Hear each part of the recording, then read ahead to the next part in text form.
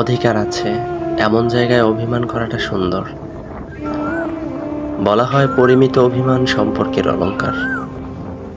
তবে যেখানে স্পষ্টভাবে জেনে গেছেন যে মানুষটির উপর আপনার কোনো অধিকার নাই, এমন জায়গায় অভিমান করাটা অপরাধ।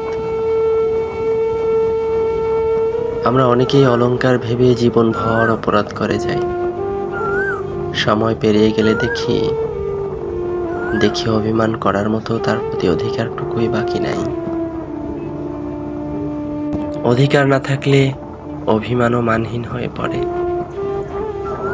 শব্দের শেষে যোগ থাকা সত্ত্বেও বিয়োগ বাড়ায় অভিযোগ।